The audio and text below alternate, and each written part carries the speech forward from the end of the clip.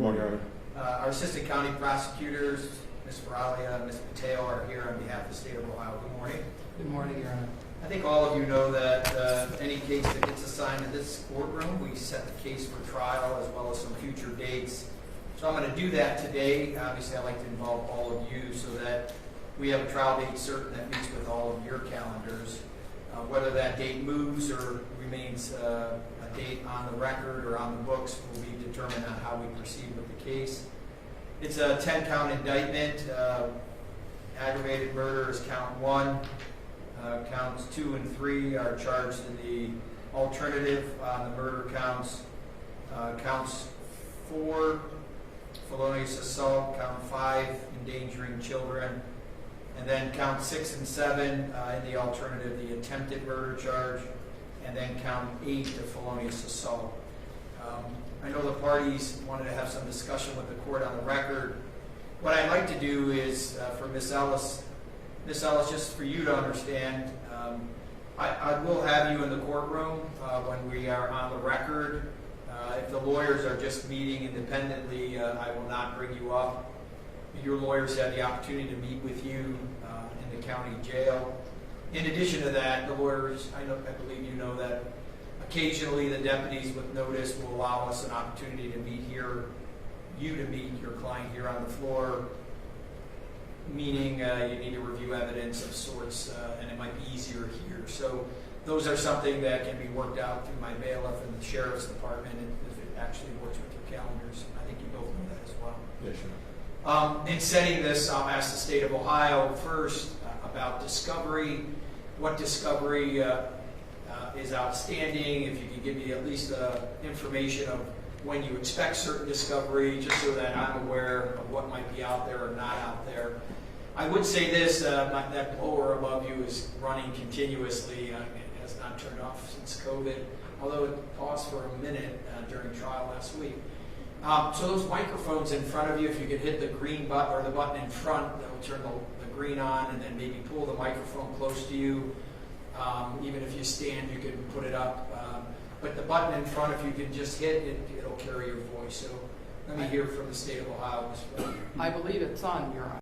Yes, if your green light's on, you're on. Thank you. Yes. Good morning, Your Honor. Good morning. On behalf of the state of Ohio, Anna Fralia, and this morning, Your Honor, with regards to discovery, some discovery has been transferred over to the defense via the portal.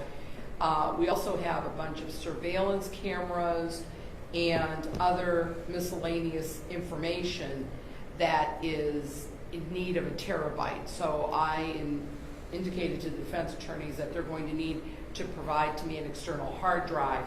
I also have been in contact with the medical examiner's office, and they indicated that I should probably have an autopsy report within the next 3 to 4 weeks with regards to the autopsy report of Julian. So other than that, Your Honor, the state of Ohio is progressing with discovery and turning things over. So we'll continue to do that as they become available to me. Okay, thank you. Counsel, have you been able to receive the discovery that's been sent? And I'm assuming we'll provide a terabyte for that external hard drive information. Judge Fernando Mack, on behalf of Mr. Ellis, we have received limited discovery, and it's correct with Ms. Fry has indicated that we're still waiting for those other important items. Very good.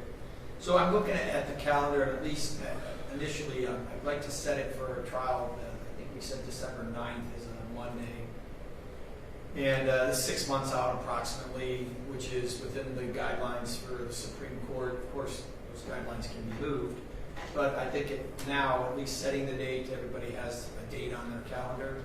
Is that a date, at least looking on your calendars, is available to all the parties? Is that a Monday, Kathleen? Yes, it is.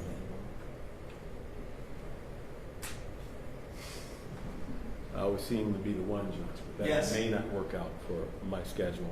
Okay. But there are also some other reasons that may toll the necessity of going to trial quickly in this case. Okay. And again, I'm not looking to move quickly. I'm just looking to have the date. So why don't we put the 9th down tentatively? And if you want to speak further on some of the thoughts regarding Ms. Ellis, I can hear from counsel. Why don't we put the 9th down as our trial date? Monday, December 9th. We'll go back to November for a final pretrial. November 7th. And then November 7th would be a final pretrial. Of course, I'll allow you to continue to make pretrials regarding just the attorneys. If there is a need to go on the record, I'll make sure that I have Ms. Ellis up. Anything further from the state? Not at this time, Your Honor. Anything further from counsel on behalf of Ms. Ellis? No, Your Honor. Thank you. All right, very good. Let me note just one thing that I wanted to note. So before the case was indicted and assigned to the court, a staff member of mine noted that they had attended the wake of the decedent in this case. I indicated to that staff member if they could explain to me how they found themselves at the wake, and if there's some concerns the court should at least put on the record. And so I am going to put it on the record. Staff indicated that their partner had, if I'm correct, grown up with the decedent's father while they were youth, and maybe played basketball, like maybe CYO basketball and things of that sort. My staff indicated they had no interaction with the decedent's parents, including the named victim and the counts that are before me as well, and had never met any of the parties regarding the family. Staff did tell me they went, and that was the first time that they met the parents was at the wake. So that brief moment.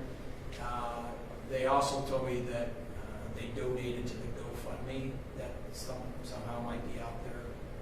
And so I want to note that. When I became aware of that, I became aware of that before the case was even assigned to me. And so then I felt it at least compelling.